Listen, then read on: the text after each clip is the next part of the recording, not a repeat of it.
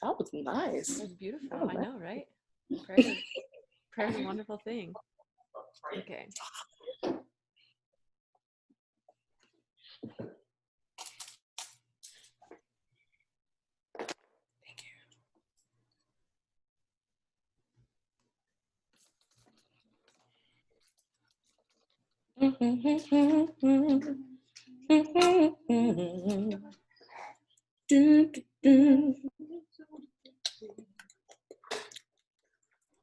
Okay, it says we're recording.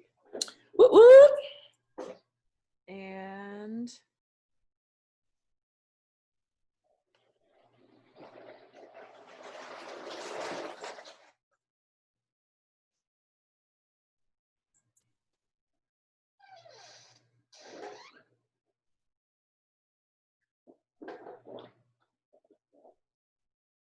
I hope that people can get in. I haven't received anything saying they can't.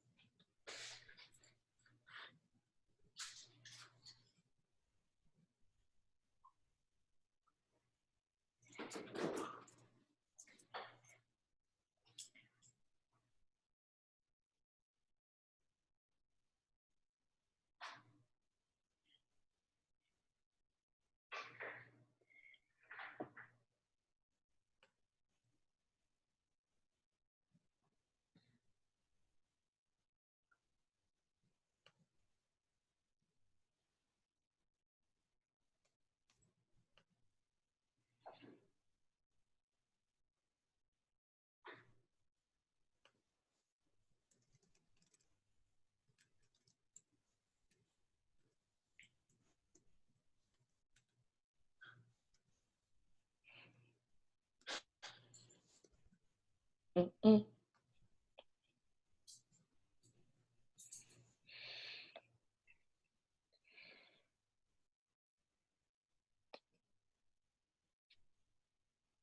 We are live. We are live and recording. Ba, ba, ba, ba, ba. That should be our theme song. I like it. I like it too. Can you do it again? We are recording and we are live. Ba, ba, ba, ba, ba. I think that was it. I'm not sure. I just made it up. I love it. We have 2 attendees so far. Hello, attendees. Hi, 2 attendees. How you doing? That's great.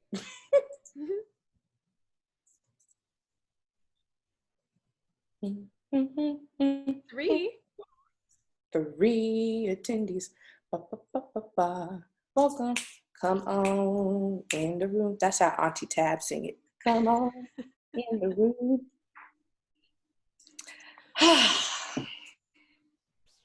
Oh, I see them out at the bottom too. It's like 9 participants. Hey, 9 participants. Yay.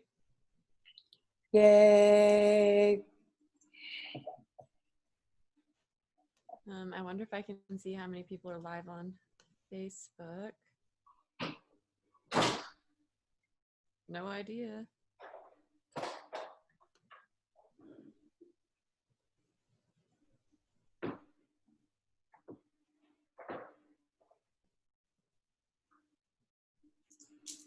Oh, there's a Q&A down here.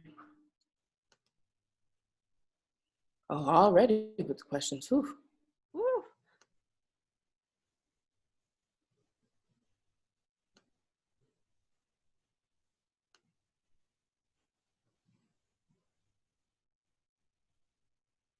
Yay, I see friends. This is great. We'll start in about 1 minute.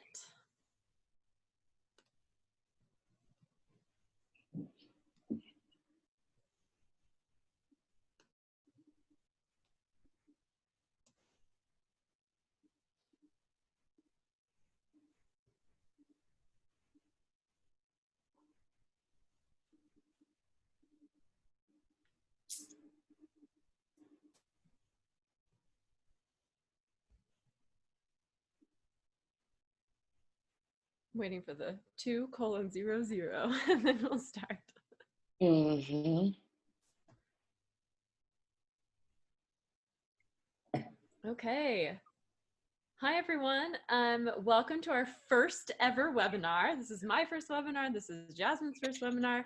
My name is Caitlin Simonson, and I am currently a teacher and conductor in New York City. And I am joined by my new friend, Jasmine. Hi, how you doing? Jasmine, do you want to tell us a little bit about you and your background? Yes, I do. So, yeah, I got started in fourth grade. I grew up in Charleston, South Carolina. I got started in singing in fourth grade, and that's also where um, I I started my journey as like going to predominantly white schools. And I've been in school of the arts like all my life, fourth through 12th grade. So when I would go out and school of the arts would give me these opportunities like performing at Carnegie Hall, like performing at Nashville, or not Nashville, Allstate, and doing all county and regional choir and just going on tours. Like I started to notice that a lot of kids didn't look like me. There weren't a lot of Black kids.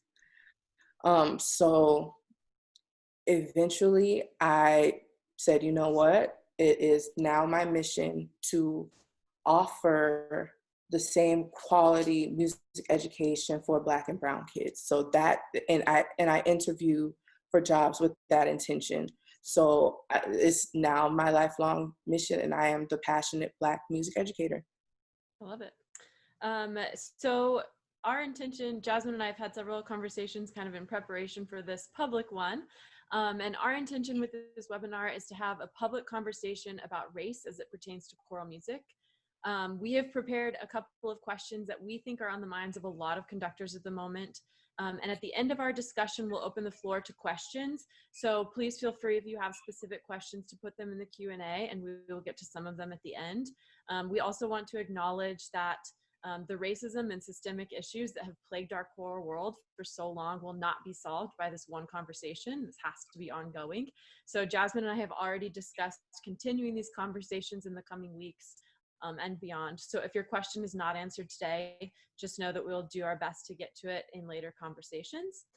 Just one announcement before we go on. Tonight at 7:30, my women's chorus, we've been doing these community sings, and I kind of underestimated, it's a lot of work for us as conductors to put them together, but for our singers, it's so cathartic to join in song, even if you're just in your room by yourself. So we've been doing them, and we invited Jasmine to come and lead that tonight at 7:30. So she has some really great things planned if you can join us tonight. Yes, Jasmine. Big plug. So a lot of you, I know, I know that my post has gone viral. So you kind of know what you're going to get, but I just want to go ahead and put it out there. One, I want you to keep in mind that I don't really plan on code switching. I'm just going to be myself. And I'm not going to code switch. If I drop a curse word, it's going to happen. And last but not least, just keep this in the back of your mind. Like I have ADD, and which leads to anxiety. So like I'm going to be going back and forth. Like I'm pretty nervous, but I'm going to get through it. We're going to, Yes, yeah. yes, you are. We said a prayer before we started, and it's gonna be, it's gonna be good. It's gonna be good. It's going to be amazing. Yes, and like with anything, we make mistakes. Mm. It's all good. So let's jump in. So our first question, you mentioned in your post about reaching out to find help in teaching singers gospel songs and spirituals respectfully and authentically. I know for me, I never want to blindly assume that because someone is Black, that they are an expert in the subgenres of Black music, especially if we're not close enough for me to know their life experience. I also don't want to diminish their accomplishments in other genres of music by only asking for help with one specific subgenre. What are your suggestions for finding colleagues who are willing to help? Okay, so when you said you never want to assume that because someone's Black that they're expert or they feel comfortable um, actually speaking on Black music, like in the back of my head, I was like, yes, yes. Because, you know, every Black experience is a Black experience, regardless if it's a different, even if it's a different Black experience. So for instance, my husband and I were both Black, but we grew up in different churches. Like his church, he went to two churches, and for the most part, he grew up United Methodist in a church out in Orangeburg, South Carolina. I love them, but like they they go through all 20 verses of the hymn. It feels like, and they have all different types of choirs, and they sing all the old-timey gospel songs with Mother Murdoch leading the pack, and her voice rings throughout the church. And then all the choirs sing, and they got the church musicians, and then the hour-long sermon. By the time you get out of church, it's like a 6 hour long service. I'm being sarcastic, but you get my drift. And then me, on the other hand, I grew up in the AME Zion Church. Well, for the first part of my life, like, we still sung all 20 verses of the hymn, and we had a choir process down the aisle, and, you know, they had all different, listen, if it was fourth Sunday, it's a wrap, because all the choirs are going to sing because it's Youth Sunday. And that means you got the men's choir, the women's choir, the mixed choir, children's choir, where nobody showed up to rehearsal, but they still made the babies get up there and sing and would encourage them, like, yes, sing Sweet for Jesus. And then you had the youth choir, you had the not praise and worship team, you had the praise dance team, you had a step team. Yes, we had a step team. And then you had everybody needed to read the scripture, down to the little babies who still learning how to read, but you throw the King James version of the Bible in front of them and say, hey, read this Old English. And they're like, what's this thou and the? Just read it. And then the hour-long sermon. By the time you get out of church, you know, it's time for school the next morning, sarcastically speaking. And then after that, that same exact church converted into a non-denominational church. And that's where I started being introduced to the concept of praise and worship teams, where you have like maybe 2 to 3 people in a voice part, 2 to 3 soprano, altos, and tenors each. After that, my family did a whole lot of church hopping. Basically, we bounced from one church to the next. Some churches were small, some churches were big. A lot of those churches, like, I appreciated it in a sense, because they introduced me to different types of Christian music, like Christian rock. Like, I went to one church where they had a Christian rap group, and it was beautiful to me. And then we finally ended up at this predominantly white church called Seacoast. And it was amazing. I loved the people within the congregation, but their setup was completely different from the Black church, and a lot of Black people grew up in that church. So, like, for instance, they don't have a choir, they have straight up praise and worship teams, and they have like the Hillsong type worship feel. So here's how that service is set up. You come in, the praise and worship team sings like 2 to 3 songs. The campus pastor comes in and he gives the announcement. And I say campus pastor because there's multiple locations for this one specific church. At the end of his announcements, like all of the screen just comes down like a movie is about to be shown. And the main pastor is giving a pre-recorded sermon. And I was just like, okay, this is different. So after his sermon, the praise and worship team, the band comes up and they lead you through the rest of the service. Like, the first song will make you cry because you just heard that heartfelt message. And then you had the song of hope, and then you had a song to praise your way out. While all of that is going on stage, people are getting communion, people are doing prayer requests, there's people lined up to light candles for loved ones lost, people were paying tithes. Like, but by the time that third song ends, you had better be in your seat, because it's time to go. When the pastor says, now unto him who is able to keep us from falling, that's it. And all of that took about like 15 minutes to get through like all the entire service, or at least it felt like. The first time I went, like I looked at my mom, was like, white people are efficient. And she was like, girl, just go, just go. And so, my church experience was different from my husband. We're both Black, but a Black experience is a Black experience, regardless of if we have a different Black experience. I'll sing some songs that I grew up to from my church. My husband will sing some songs that he grew up to. I'll look at him and I'm like, it sounds like y'all had like a tambourine and a washboard and that's it. And he was like, well, it sounds like y'all had a straight up Lecrae, Kirk Franklin, and Lauren Daigle concert. Like, I was like, touche, I got you, whatever. But that was our Black experience. So to circle back to your question, like, you want to be sensitive. You don't want to assume simply because every Black person is going to have a different experience. What happens if you have an Arnold or a Randall in your classroom? When I say that, Arnold is the little Black boy who was raised by white parents in different strokes. And Randall is the little Black boy who was raised by white parents in This Is Us. My daughter, she currently goes to daycare with a child, a Black boy who is being raised by a white family. And I love them. I love everything about them. Like, I know they're doing it now. They're exposing him to his culture as much as they possibly can. But that doesn't discredit his Black experience. So you just simply need to be sensitive to that. And to refer to my letter, I talked about my professor from Winthrop University, Dr. Catherine Kinsey.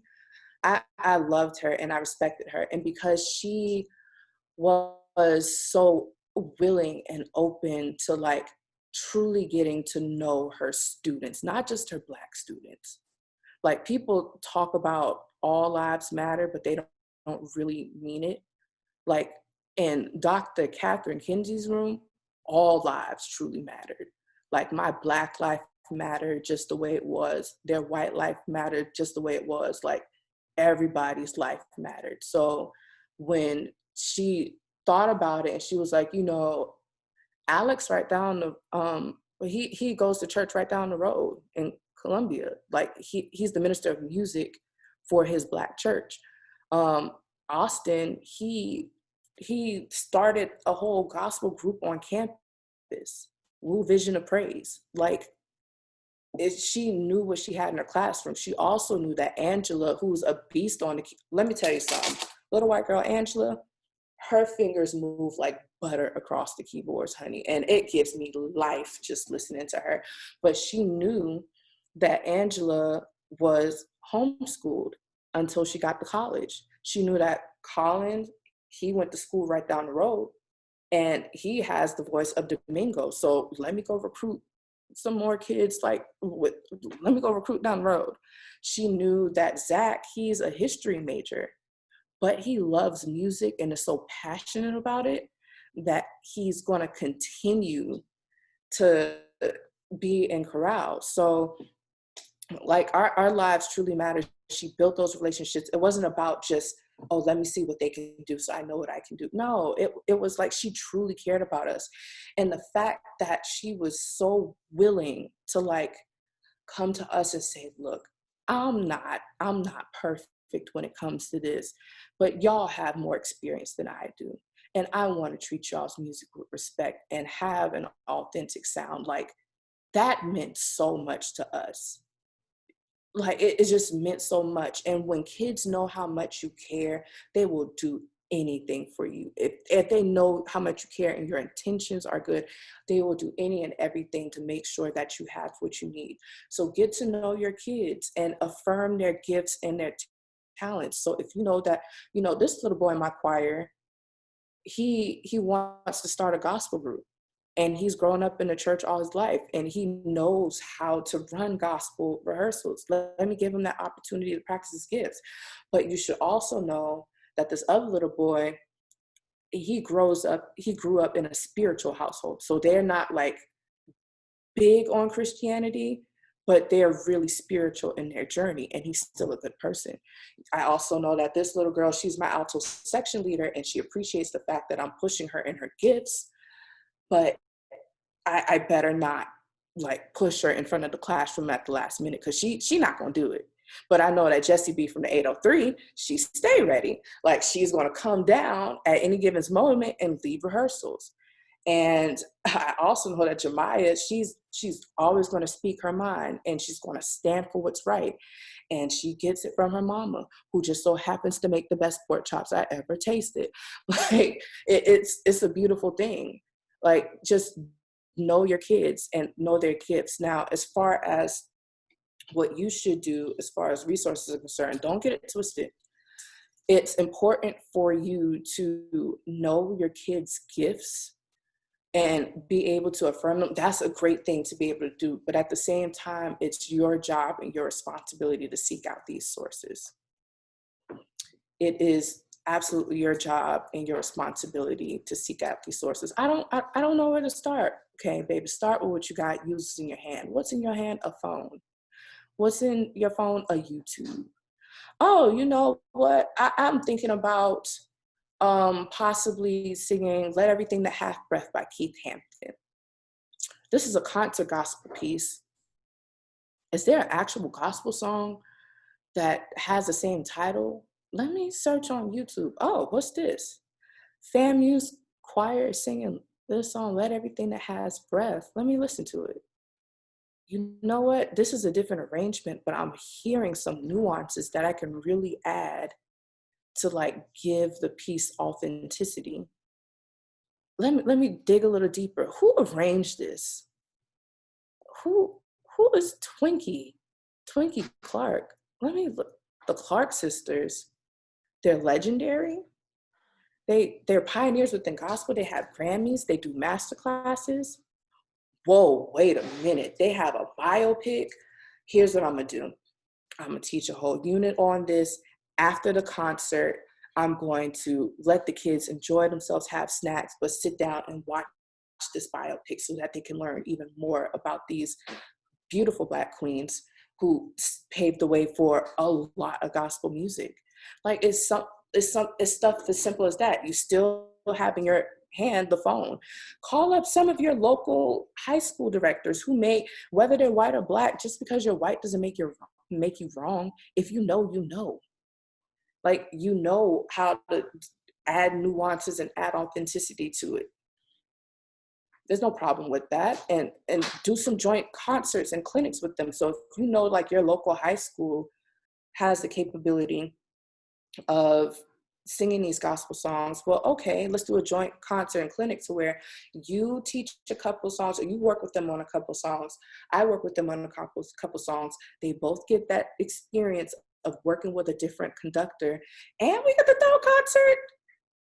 Yes. Yeah, by all means. Yes. That's amazing. So also, and this is probably like the biggest tool that I've used. Baby, if you got colleges near you, if you have colleges near you, let me tell you something.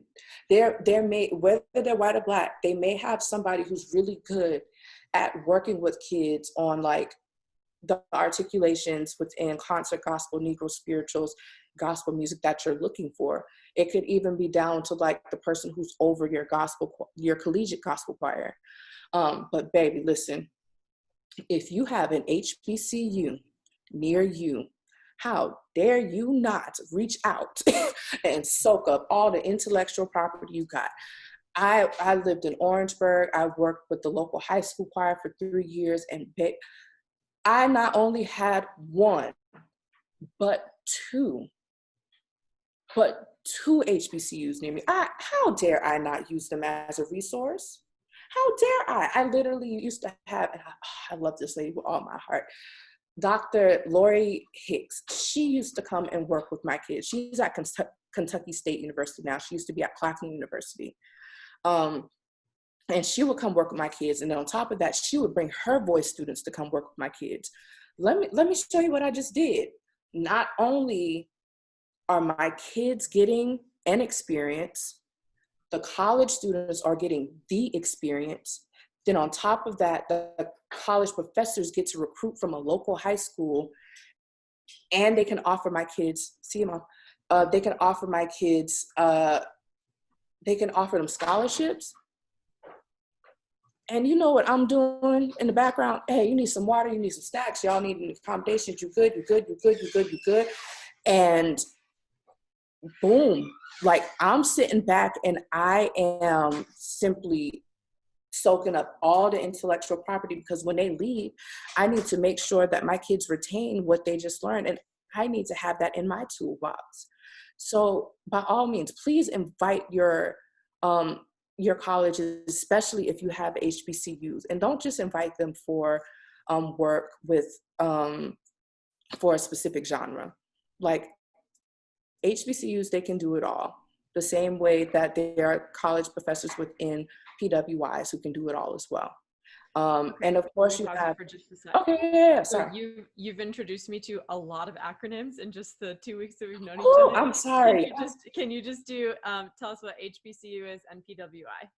So HBCU is a historically Black college or university. Basically, your founder is Black. It caters more so to Black kids, but they have a diverse population. PWIs is predominantly white institution. Thank you. No problem. But yeah, please reach out to your local colleges, whether they're PWIs or HBCUs. And and by all means, last tidbit, of course, you have your national conferences. Like when these HBCU choirs and their conductors and these composers and arrangers who are Black come and speak at these conferences, like I said in my letter, pack the room out. You and your district, you or your district paid too much money for you to go there just to be at the bar. I've seen it, that's why I said it. So, like, go and soak up all the intellectual property that you need. Like, y'all have way more resources than you give yourself credit for. So by all means, you just got to get outside yourself and get out of your own head. That's all it is, really. I love it. I love that you endorse YouTube rabbit holes as well, because I mean, that's key. It's at our fingertips and we can totally use that. And it's a valid resource. Yeah. And I'm also thinking about the students at the university. If there's an ed major, maybe the conductor can't come out, but maybe there's a music ed major that, that is really good at this type of music. They could come out just for that experience. Or even the graduate assistants. Yeah, anybody. Mm-hmm. And now with our knowledge of Zoom and Google Meets and all of these things, it doesn't even necessarily have to be that you're flying people out anymore. I mean, obviously that's great, but if they can't make it in person, by all means, we can have them join our class by Zoom or listen to a recording and talk to us about it later or something like that. Absolutely. You're spot on. Yeah, I mean, you're spot on. You're genius. Okay, so let's move on. I think many singers have had experiences, I know I have, as members of predominantly white choirs, where we have been singing a spiritual or other Black subgenre, and in rehearsal, the conductor says something to the effect of, sing more Black, or sing more like a gospel singer. And I can remember 2 specific instances where this happened to me, and it was clear that the conductor was very uncomfortable with the instruction that they were giving, but they weren't really sure how else to say it to get the sound that they wanted. And the choir was also really uncomfortable. Can you give specific suggestions for vocal production instructions that will achieve an authentic sound in a more respectful manner? So when it comes to this, and I have to think about this too, y'all, I'm not perfect. I'm still learning like a lot of y'all. Just because I'm Black doesn't mean I know it all. So I think about the AAA battery pack. That's what I call this crew, because they just give me life and they energize me. And when I say AAA battery pack, I'm talking about Anton, Aim, and Andre, or Ames and Andre. So Dr. Anton Armstrong, there was somebody who was engaging with me in dialogue on the post, and they were saying, you know, I saw Dr. Armstrong work with an all-state group, I believe, and I guess they were working on like a concert gospel song. That's what I'm pretty sure it was. And the kids were kind of timid because it's like, you see this Black man and you want to do his music justice and you don't want him to like turn on you, and like it's like and Anton, look, or my apologies, Dr. Armstrong, because you deserve that, you deserve it. Okay. So he looked at them and was like, what are y'all doing? Sing with your best voice. Sing with your best voice. That's it. And then Dr. Ames, I studied with him at Belmont University, and whenever he would program music, he had all different types of music within his concert program, and he would reiterate to us several times, each song has their own unique tone, their own unique sound. Your Renaissance piece is not going to sound the same as a Negro spiritual. When you're singing a Renaissance piece, it's straight tone, crisper consonants, whole nine. When you're singing a Negro spiritual, the tone is going to be a tad bit darker with a little bit of resonance to get the point across. Your articulations as far as pronunciations is going to be a way more relaxed than Renaissance. So y'all know the difference, but they're going to sound different. They're supposed to sound different. It's okay. And Dr. Andre Thomas, that's my last A. In his book, Way Over in Beulah Land, he says, and I quote, and that's why I was on the computer, like trying to make sure I have it up. But it is not enough to simply know the music. One must know the culture of the folk as well as the history of its people. But most importantly, the music must be sung with respect to that culture. And he wrote that in Way Over in Beulah Land. Now, side tangent. I watched this producer by the name of Kenny Beats, and he's a white guy, and he's a beast. Like he works predominantly with hip hop artists, but he does it all. And like he has this show called The Cave, where he'll make a beat. He'll have the artist come in. They'll say, okay, I'm feeling like this today. He'll make a beat. And like the artist in the meantime will either write or they'll just go off the dome and spit a freestyle. When they get into the recording booth, there's a sign over the artist's head that they see as soon as they walk in the door that says, don't overthink shit. White people, stop overthinking shit. Stop that. You will drive yourself crazy trying to overthink shit. Like I don't want to put this into a category and say that y'all are really concerned about the Negro spirituals and whatnot. Cause like y'all perform, or white choirs, I've seen them perform things like Motown, which is Black music, and country music, which is Black music, and rock and roll, which is Black music. But like, I'm going to speak to these three subgenres of Black music. So majority of times when I'm hearing white conductors and they're like, or high school teachers, middle school teachers, or whatever, they're mainly talking about Negro spirituals, concert gospel music, and straight up gospel music. So when it comes to Negro spirituals, y'all do the damn articulations. Make my ancestors like do what they speak it how they spoke it. It is okay. Just do the articulations. Do y'all know why they do the articulations? Me either. Well, I didn't know until like maybe 2 years ago. And Dr. Brandon Boyd at the University of Missouri, he came in and he worked with, or he gave a lecture during the H.T. Burleigh Festival at Tennessee State University.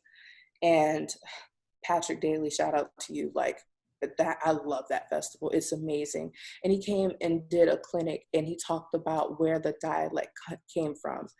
So he talked about like, you know, think about it. Do you really think that Black people had access to the dentist? Could they afford the dent? Like, could they even go, like, were they allowed to go to a dentist? Like, no. So they just had to snatch them suckers out. So when you ain't got no teeth, your the automatically becomes duh. And when he said that, I felt like, oh my gosh, it was like such a mind blowing moment because you always knew how to do the articulations, but you never knew like the true history behind it. And on top of that, like there was some form of writing system within Africa, but it wasn't the same as the European writing system. So there are some things that you say, I'm just like, what, why, what, how? No, it's equivalent to like an Asian person learning English. Like some letters are missing from their alphabet that English speakers have. So like I have had a professor at Winthrop. She's Asian. She's amazing. She's very intelligent. She she would make fun of herself and say, I can't pronounce two R's back to back. I'm like, what you talking about? I can't say squirrel. Say what now? Squirrel. Squirrel?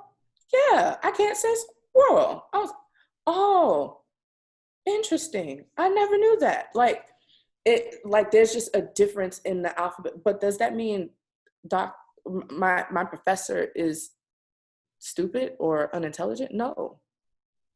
No. Negroes, slaves, they were smart. That's why they had all the hidden messages within the spirituals in the first place. But that's another topic for another day. Concert gospel music. So, man, I come from a long line of entrepreneurs. So when I really sat down and thought about this and I spoke with Dr. Ames about it, I'm like, man, this was such a boss business move. So let me paint the picture. So basically, concert gospel music came about because gospel music, like the stuff that you hard down here in church, like everybody wanted to sing it. And then it's like, well, these white institutions, these predominantly white choirs, and some Black entities that wanted to sing, like they wanted to sing it, but they didn't have the means to, like, how do we teach it in our kids? Like it sounds like it goes against everything. Like there was that fear. So basically Black composers got smart and said, you know what? If white people want to sing gospel music or white institutions or choral programs want to sing these songs, why don't we just give them what they're asking for? So they made it so that you can keep the choral tone, then still have that bomb piano part up under there, and then you add some of the gospel nuances for that little razzle dazzle. Like it was a smart business move. So that's why you're gonna hear, like, if you honestly listen to Keith Hampton's Let Everything That Hath Breath, like I mentioned before, like you can hear, okay, I can hear this on Sunday morning at a Black church.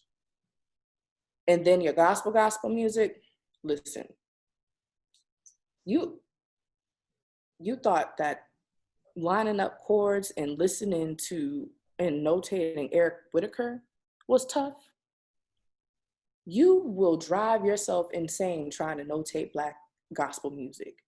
You will. Like once you add all the dynamics, the harmonies that not only the the conductor adds or the person who made the song adds, but like people just randomly add in extra harmonies in it for that little woo, and like once you add all that, that's a lot. I would put that up there as an equivalent to uh, notating an improvisation for jazz music or trying to write out free jazz. Like there's a reason it's not written. Exactly. Like it's hard, but you know, teaching gospel music within your classroom has great benefits. Like, do you ever just have you ever just had, and if they did, by all means point them in my direction, but have you ever just had kids come up in your classroom, you know, I think I want to become a choral conductor when I get older? No, Not in my experience, at least. They say, I want to sound like Beyonce, or I want to sound like Lady Gaga. Like, that's what they're aspiring to do. And if you can teach them that vocal flexibility through gospel music and build their ear, because I've done many a gig since moving to Nashville. Like, they don't give me sheet music all the time. They say, Right. here's the recording. You better have. Like, I literally, like, we got the recording to do a music video of live recording one night. We had rehearsal, and then we shot the video the next day. Literally. Like, if you want that money, you had better build that ear as well as your skill in sight reading. So that's one of the benefits of you teaching gospel music within your classroom, or Black music, period, because I've just listed all those things. Now, point of clarity. In my letter, I said I prefer Black composers, arrangers, and vocalists, or vocalists with the expertise or the vocal flexibility. I never said, like, I feel like the people who did come for me on the post, it felt like, and I'm not going to put words or thoughts in their head, it felt like an all lives matter mentality. It's just like, I'm saying I prefer such and such. Oh, you're saying that you don't want any of us to perform y'all's music. No, that's not what I said. I was very solutions oriented. If anything, if you read really closely into it, and I stand by what I say when I say this, but I support Black businesses. So if white people and white arrangers and white people within the music industry can benefit and profit off of Black music, why can't we? Why can't we? I feel like when it comes to our music, we're in that. You ever been, I'm about to say this, and my husband's going to be like, but you're that person. So you ever go on a date and, like, you and your spouse order different things? And you're just like, oh, what you got on your plate looks delicious. And you just start putting your fork on their plate, and you just, oh my God, this is so good. And meanwhile, you still got your plate. White people, that's exactly how it feels with our music. Like, every time we create something, especially within music, it's like y'all's fork is always on our plate. and it's after a while, y'all just take the plate and just like, oh, damn it, it's mine now. It's like, no, I actually like my food. Let me have a little bit of my food. Absolutely. You ordered your food for a reason. So I never said do not sing Black music, never arrange Black music, never teach Black music. I'd never said that you can't have creative freedom within it. And if it came off that way, I'm sorry you feel that way, but I never said that. I was very solutions oriented. My whole point being, Black music matters, and it needs to sound correct when you do it. Give us credit and sing it to the best of your abilities. And don't get it twisted. Like, there are some choirs that I've worked with, some students that I've worked with, me personally. Like, there's some music I can't sing. As you heard before, I've been exposed to Black music, but I didn't really start singing in church until we got to the Hillsong worship portion of it. So, like, when it came to Black music, I had to train my voice to sing it. And I'm still not perfect at it. Like, you can use your voice, sound your best self, and still sing other genres of music. There's a way to finesse it, and you can still be yourself while doing it. For instance, Beyonce, the Queen of America, an associate of the Beehive Association. So, like, she created this country song called Daddy's Lesson. It is a country song. It is a country song. It is a country song, down to the nuances she used, down to the little bit of twang she may have threw in there, down to the story that she told, just like a country song would. Like, she sung a country song, and the country world obviously loved it, because she was invited to the CMAs to sing it with Dixie Chicks, and Dixie Chicks then went and covered it on their tour. But did Beyonce try to sound like the Dixie Chicks?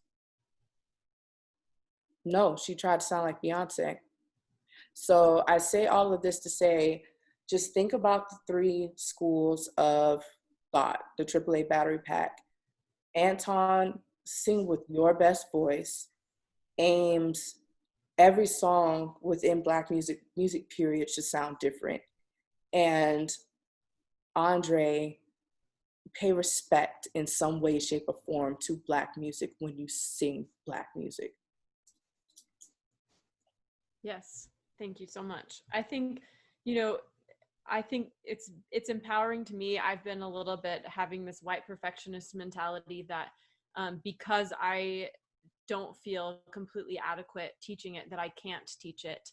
But that's not fair to my Black students who, it's my responsibility to represent their music in my classroom. So my job then, from what I'm hearing, and please correct me if I'm wrong, is that I need to take the time and do the research and spend as much time learning about all of the subgenres, especially the ones that I'm teaching, as I have with, learning about the European American tradition.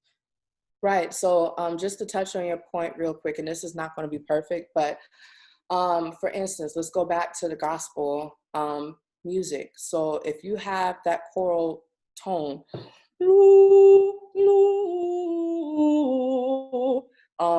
never would have made it, never could have made it without you.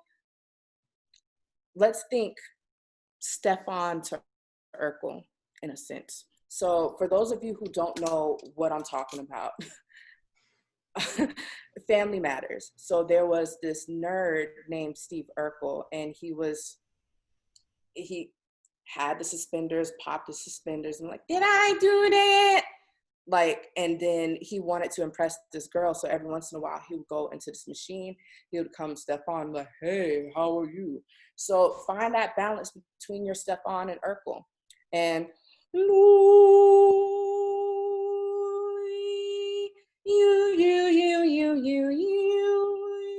never could have made it. Never could have made it without you. It's something simple as that. Don't overthink it. It's all Yeah. vocal pad stuff, and that wasn't perfect. But I'm out here trying to set an example or show y'all an example. So, yeah. Right. And there's a way to demonstrate, if I can't demonstrate perfectly, and so I do my best to bring in, guest artists when I can, but especially with my elementary students, they meet at all different times. It's not possible for every one of them to have to have that experience, except for, an assembly once a year or something, which isn't enough. So I do my best to bring in, authentic recordings and things like that. And now with this, I'm going to have more Zoom calls with people who can come in and maybe show my students that. I also really loved what you said about why not sing gospel music in choir. I think sometimes we're so focused on the performance and the festival and getting that superior rating that we forget to sing for fun. And even if you perform gospel music, but also just let your kids sing for fun and give them the opportunity and empower them to go out and be a solo singer. Like you said, like you had the opportunity to go and do these gigs, and had you not had that experience, I feel like sometimes we graduate singers without giving them the opportunity to sing soloistically.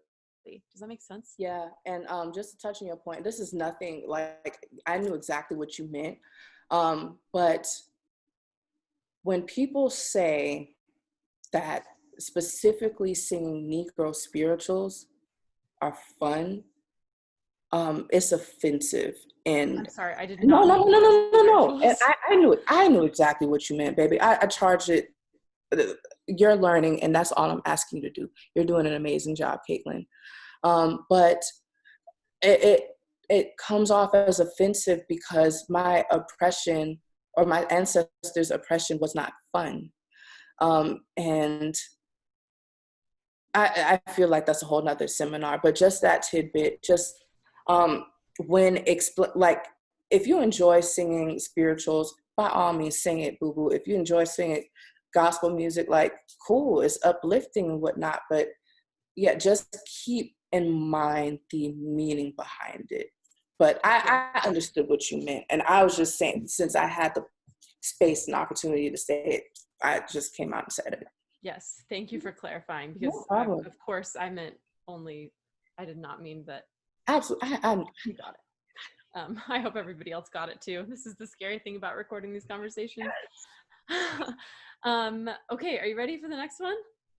Yeah. Okay, let's do it. So I'm thinking of the last ACDA conference that I attended, and the selected choirs that performed were predominantly white, and the lack of diversity on stage was really quite astounding to me. Do you think our national organizations are doing enough to address this disparity? And can you speak to what is valued in what's considered a good performance? I'm thinking of like the ensembles that are selected to perform. Yeah, so my history with NAFME and ACDA, first and foremost, I'm a NAFME girl, and ACDA, I love y'all, and I'm gonna do I'm gonna do better. I promise. I'm getting my life together. But you know, I've had great experiences with NAFME, and I've had some troubling ones. And um, for instance, like I attended throughout my years of teaching, I've participated in your all states, your mid states, your solo ensembles. Uh, I even had kids participate in Nats. Like it's been a blessing to a lot of my kids. That and like some of the districts that I've worked for, they were way more accommodating. So I'm trying to make sure. Forgive me for a second. So, and I've had pretty interesting experiences. Like, I know that there's an issue on the larger scale as far as like the conferences and whatnot, but a lot of the problems stem from the local chapters. Um, and you know, I'm not straight up calling anybody a racist, and I wouldn't do that unless like you show me or tell me. But like some of the things that happen within these local chapters, it for some odd reason puts a set of kids at a disadvantage. For instance, I've seen where location of where you have these events can affect people from getting there. And I know like not every location is going to be perfect, but let's talk about finding somewhere where everybody benefits. Like if you know for certain that you have one district that is urban, has a lot of Title I schools, but you're having all of the events where there's wealthy, rich white people, kids who will be well off, but you're having all of the events over there. That's not fair. If you're having these events at a time like during people's breaks, like spring breaks, fall breaks, and whatnot, that's harder because now you have to take in consideration, oh, how are my kids going to get there? If you set up your event to where everybody has to judge, how am I supposed to now even provide transportation for my kids, make sure they're good, and I can't even look after them like I need to? And I wrestled with this so much. I wrestled with it, but the repertoire that you have to audition with, I never really paid attention to it until like maybe a couple weeks ago. Like I just like I know I had one year, I had one particular student, I was building a program and I was like, hey, come audition for this. Cool, yeah, I'll do it. And I give them the music and they see all those dogs. Keep in mind, this is a program starting out, or a person who's just joining choir. So you have all those notes on the page because it's in like 10-part harmony, it feels like. And then on top of that, like, and white kids do it too, like some of these Black kids don't listen to old European white men, and you know, or white composers, like, and it's okay. You know, I'm a little different, but not on a normal Saturday morning going to the post office, you're not going to hear me bumping like the latest cover of Pericles' Hallelujah. Like that shit's not happening. Like, I teach choral music all day. Let me bump some rap music this morning. So like, knowing that it's not the type of music that they like to sing, knowing that they're still in the novice stage. Like, choral music is like beer to some people. It's an acquired taste that you just have to build and develop over time. So that plays a huge factor in like a lot of kids auditioning, because it's like they're about to make us sing this music. But think about it this way, like, I guarantee, since we're having this conversation and so many people have so many questions, if we were to ever say, okay, y'all have to sing a Negro spiritual to audition, and we're going to grade y'all on tone, we're going to grade y'all on articulations, we're going to grade y'all on dynamics, musicality, the whole nine, just like you would for Pericles' Hallelujah, some of y'all choirs would be SOL. Y'all, they would be SOL. And I just look at them like, so it's just things like that you have to take in consideration. But at the same time, I understand both sides, because what happens if that school district or that particular area where they're holding all of the events and whatnot, what if they make those accommodations, but we don't show up? It's like, we're not showing up, or people aren't showing up because they're not making accommodations for my kids. They're not being fair. Woo, woo. So we're going to make our own stuff. And that really does happen. Like, people just like, you know, screw it. I'll provide my kids with my own opportunities, because let's set the record clear. And I've done this several years, or a year or so within my programs. I don't have my students participate in everything NAFME and ACDA has to offer. I know one particular year I didn't have my students at all, because what ended up happening is I had them audition for a choir and none of them made it, and it broke them. And it then became my job to build them back up. And that was so hard for me. But they experienced success. They had successful winter and Black History Month concert. They went and performed for the mayor, the school board district. They went to an amusement park, performed there. We went to a show in a city, and it was the biggest show within that city. And turn around, they found out we're a choir. We do an impromptu show in the middle of the lobby. They invite us back to sing or open for that show the next year. That sounds like success to me. Absolutely. We didn't need ACDA or NAFME to do that.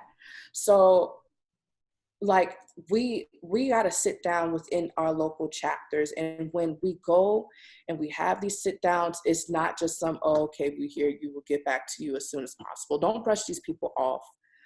But like, seriously, just have these conversations. See how it's about these kids at the end of the day.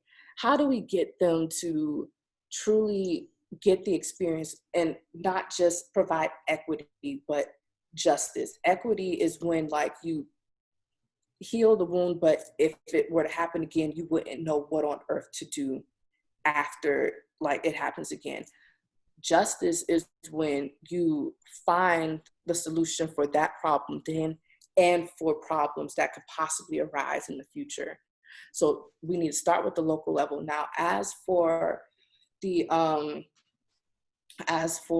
national level, you know, I'm not even gonna hold you. It's been a hot minute since I've been to a ACD or an NAFME concert, because I'm a mom, I'm a wife, and I'm a new type of tired. Like, y'all, I have a life outside of music. So, but I keep my ears to the streets, and I remember what I saw, and yeah, like it was kind of, it wasn't a whole lot of diversity. And, you know, it should be like dating. So, you know, like typically the guy asks the girl out, but every once in a while, the guy likes that. Oh, she asked for my number. That was kind of sexy. Like, guys like that. I'm not saying go and rub these people's egos, but it's okay for you to go and seek these performers out if they don't do so already. But if, like, seek them out, like call on these HBCU choirs, call on these Black conductors, clinicians, Hispanic choirs, Hispanic clinicians, because they're out there. Mm-hmm. There's so much diversity. You just gotta dig. Like the same way you tell a friend, oh, I'm about to go on a date, but I need you to like make sure he's not crazy. Oh, and they go on Instagram and it's like they're the FBI and they can find, like that's exactly how they need to like approach it. And you know, you're asking how do we know what makes, how, like basically what is considered of valued or valued in a performance. If we really want to create solidarity within these classrooms, like one, it is your job to go out and get these resources so that your babies can learn. Because what happens when a little Black girl like me, who was in a predominantly white choir, who needs choir because I deal with anxiety, because, and I have ADD, but music like that and hearing all those harmonies like calm my nerve. Like, are you just not going to do your job and go like teach or like find these resources? So just quickly, the only reason why I ended up in music education is because of Dr. Jeffrey Redding. My white clinician, he brought Dr. Jeffrey Redding in, and I just automatically, I'm not even gonna lie, I automatically thought he was a white man because my white teacher said he's going to bring somebody in. So I'm like, all right, whatever. And that man walked in, and I could have instantly cried. I still cry to this day thinking about it. When he won a Grammy, like I screamed like it was my favorite artist who just won a Grammy. Like he was the first music educator I ever saw that looked like me. And he wasn't just any old music educator. He was phenomenal. He has a Grammy now. He's traveled all over the world. Like this man is lit. So what happens when a little Black girl like me has anxiety, really enjoys choir, but my teacher, one, they're not teaching any of my music with authenticity or any of my music at all. And then on top of that, like there's small microaggressions that are being passed to me because I'm Black. Not saying that all teachers are like this, but like these are things to take in consideration. If you really want to create solidarity in your classroom, go to these seminars, soak up these resources so that you can offer little Black girls like me these opportunities and help affirm their gifts and help them see that they can do this. What's valued in a performance, we know that's what's valued in a performance. Like, yeah, your nuances, the crisp consonants, the tone quality was great. Oh, they sung with such emotion. Oh, it was such a diverse setting of songs. We don't need things that are valued in a performance. We need valuable performances. Valuable performances is a Black choir going up there and singing everything, not just Black music, but they breaking down some Renaissance music, some magical music, some Eric Whitacre, some Barnum. Like that's what's valuable to me. Going up there and seeing white choirs go and sing some Negro spirituals, and then all of a sudden the director turns to their choir and says, "Can somebody raise their hand and tell me what the meaning of the spiritual is?" And not because it's staged, but because everybody knows, because that man taught it in his class. A valued performance. I want to see some more Hispanic groups. I'm working in a predominantly Black, but a predominantly Black space, but my population, this is the largest body of Hispanic students I've worked with. And I want to teach them authentic music. I do, but I don't know how, but I know how to get the resources. The Aka nerds are about to scream when I say this, but we need more a cappella groups and not just madrigals and Renaissance music or whatever. I'm talking about pentatonics with Avi and Scott and KO. Like I'm an Aka nerd, low key. I want to see, not even low key. I was bumping Pentatonics, dancing with Sugar Plum Fairy yesterday in my car. It was amazing. But like, you know, I want to go up there. Like we need a cappella groups because like I said before, these kids aren't coming in saying, I want to be a choral director. No, they're coming in and saying that they want to sing music by artists that they listen to. And a cappella music is such a great way to keep that choral tone, teach them vocal flexibility, teach them how to sight read, teach them ear training. And on top of that, they get to sing the music that they love. I want to go there and see a choir that looks like a salad bowl, a salad bowl. That's what America is. That's what it should be. Not a melting pot where we conform to colonial ways. A salad bowl, meaning that we stay true to our identity, stay true to the ingredients that we are, but that's what makes the salad delicious.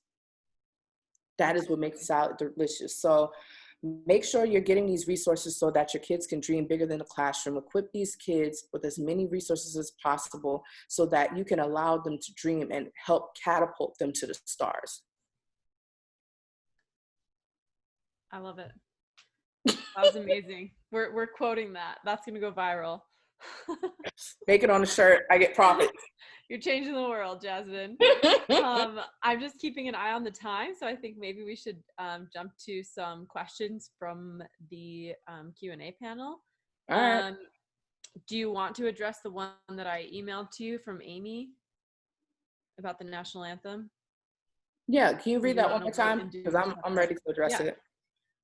She says, part of our district's general music curriculum focuses on the Star Spangled Banner. This often brings up many questions, primarily from my white students, about why football players were taking a knee instead of standing, like we're supposed to. In the past, I've gently brushed these questions aside and asked students to have those conversations at home with parents so that I don't spread my personal beliefs in the classroom.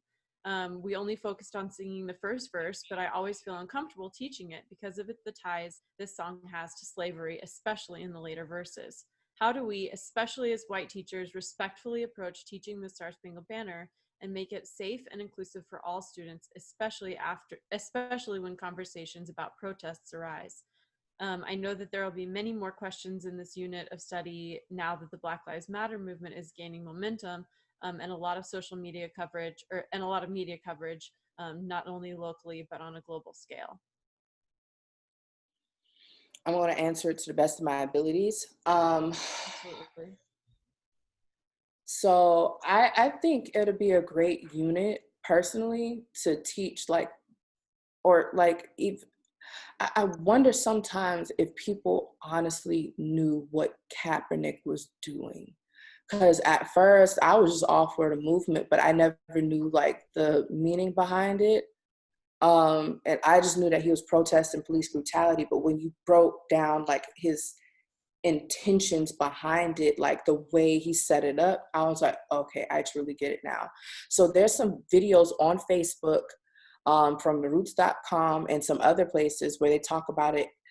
Basically, Cap, and I want to say, and I'll correct myself later if I'm wrong, like this was 2 years after like one of the bigger spikes in police brutality, and Cap just had it. So he was just like, I'm going to sit down during the national anthem to protest police brutality. And keep in mind, what we all have to realize is everybody fights differently. Mm-hmm. I typically protest. I haven't been able to protest because coronavirus is real and it is out there, and I want to respect my mother who has asthma, my grandmother and my grandfather, and I want to respect my child. So I made a post.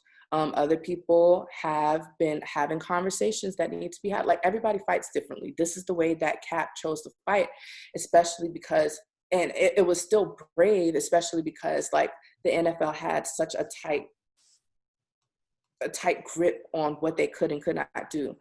So initially Cap sat down for 3 preseason games, and one of an Army veteran, I forgot his name, but an Army veteran, he wrote a letter to Cap, and he's also an ex-NFL player.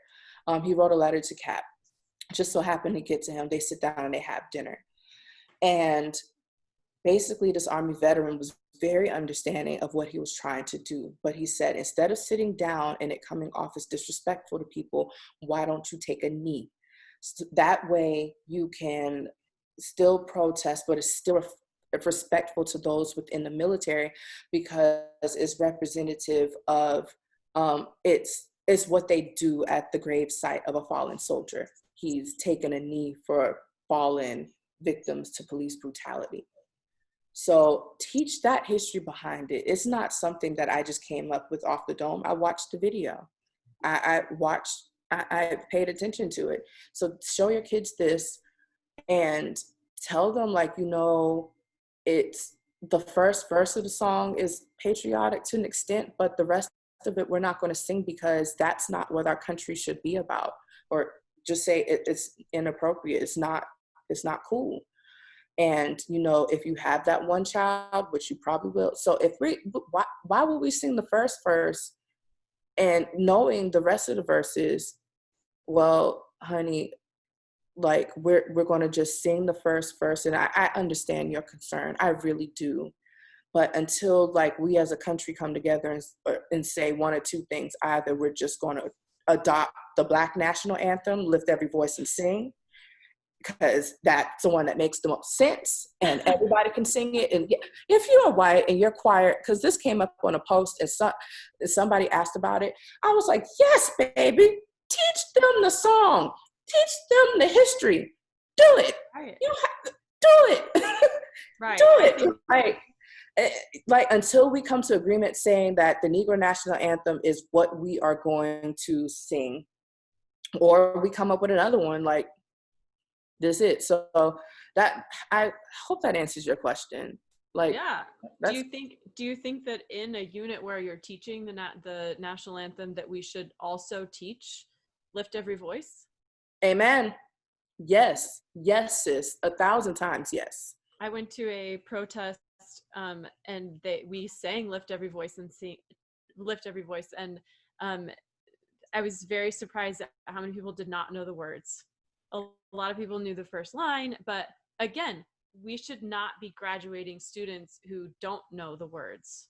Right. And I'm not even gonna hold you. Like, once again, because I went to a predominantly white institution and have for majority of my life, I did not know the Black national anthem even existed until I was asked to, or it was brought up, like just walking down the halls of Winthrop one day. I was like, what? We have a Black national anthem? And they just looked at me like a deer light, or like one of the Demogorgons in Stranger Things. Like,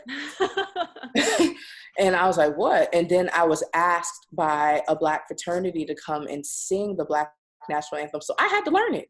Like, it's not taught in schools. Right. So, yeah. Great. Emily asks, can you give examples of microaggressions within the choral rehearsal? And first, can you maybe just talk a little bit about what microaggressions are in case people aren't aware?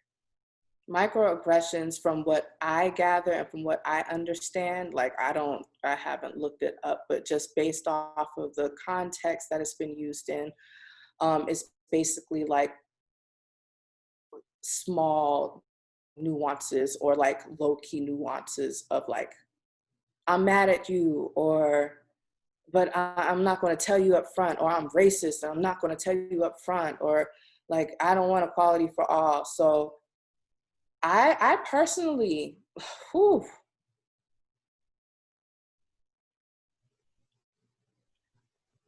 at my school, there was a lot of it, and I didn't even know because my head was so far in the books. Like, I was an all honors AP kid, graduated with a 4.25. Like, I didn't really pay attention. So one time, our school in Charleston, like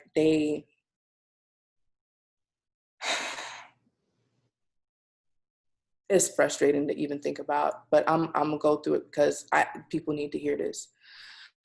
So I went to School of the Arts. Every other year they have a musical. And one year they decided to do Big River.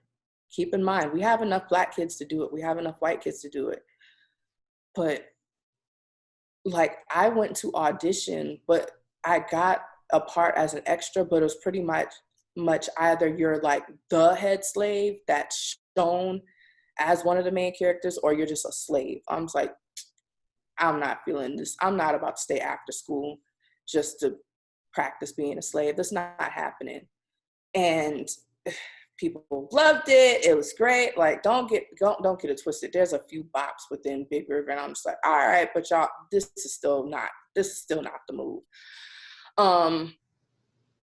And 2 years later, I had graduated, and I found out they were doing the Wiz. Do you know how pissed I was that they were doing the Wiz?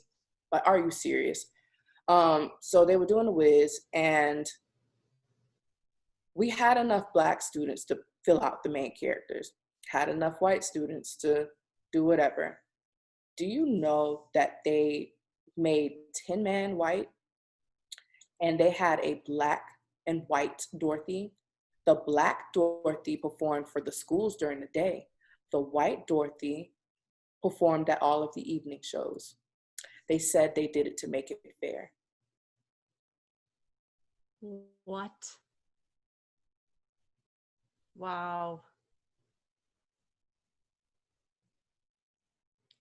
I don't even know if that's a microaggression. That's just aggression. So I'm sorry if I don't I don't know. Like, I try to speak from experience as much as possible, and I'm really trying, but like that, there were so many other microaggressions within that school, like Right. you getting on a child because they're loud and they have a personality. Like, they're not savages. They're just being them. Can they tone it down? Yes, but when they're at recess or when they're in the lunchroom, like, give them a break. Y'all are listening to me speak now. Do you think I've dropped a couple curse words? I have not really code switched. My voice switches on and off. Like, do you think I'm uneducated? Like there have been conversations. I just talked to my best friend about this. Like, there were conversations from that school, and her mom would overhear it because her mom's a teacher, and they would talk about how the kids sound funny. The teachers? The teachers. And once again, like, my head was so far in the books. And at that age, we're too young to process stuff like that. So. Right. Well, and I don't think that our students should be expected to code switch, especially in our classrooms, when that's the place where they're supposed to be free to create and be artistic. Yes, exactly. Like, learning how to speak professionally and whatnot, cool. In an academic setting, I can understand that. When we go out in public and we're like engaging and networking and speaking with grown-ups and whatnot, cool.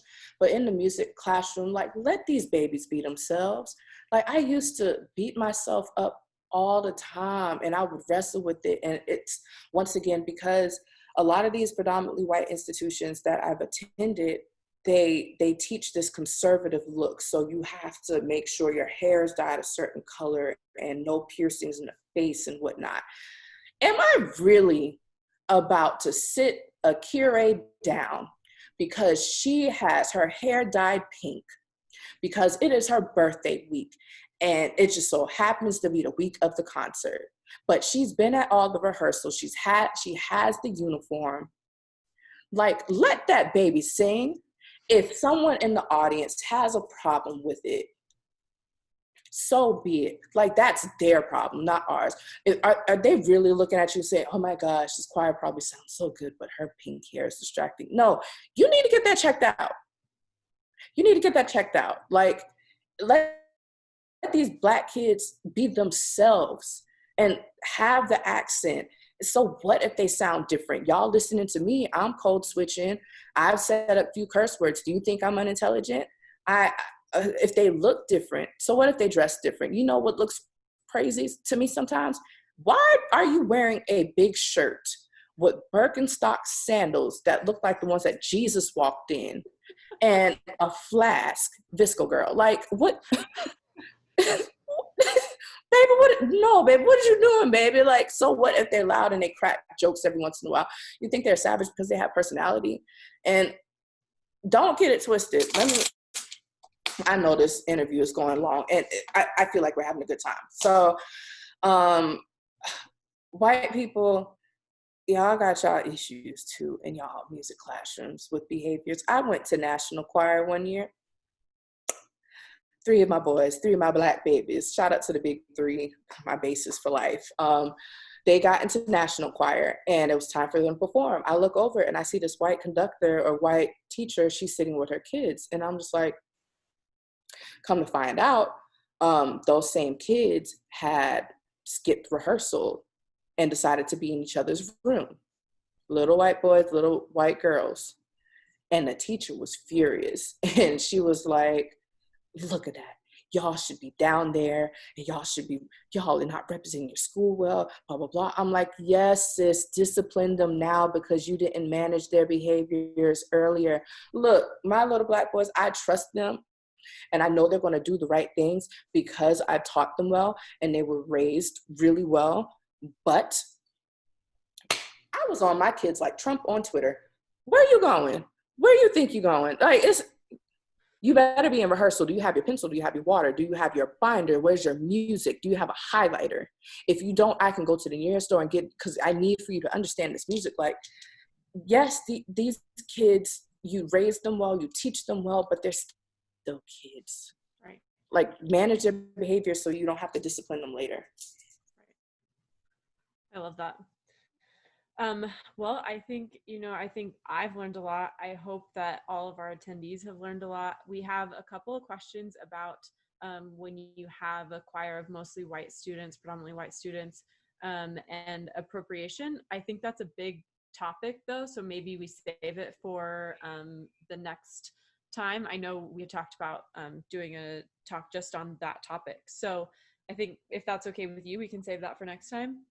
Yeah, but long story short, like, do the music, just pay homage. Appropriation is you basically not giving credit where credit is due. So, Right. but we can go in depth about that, Right. definitely. And I loved what you said about your Winthrop University professor. What was her name? Dr. Catherine Kinsey. Yeah. So KKK. she from what you were telling me, it sounded like she was just an example of humility and love. And I think the humility is something that we all, especially white conductors, have to approach all the Black subgenres with, is humility, because we don't know everything. As much as we study, as much as we learn and do all of the things, and we can show that humility to our students and say, I don't know all the answers, and that's why we're going to invite in guests and I'm going to ask questions and things like that. Absolutely. Do you want to finish with the charge? Maybe just something that you feel like your final last words? Y'all, it is okay. We're going to be fine. When it comes to Black music, just don't overthink it. Seek out these resources. Kids respect you more if you can admit that you don't know the answer.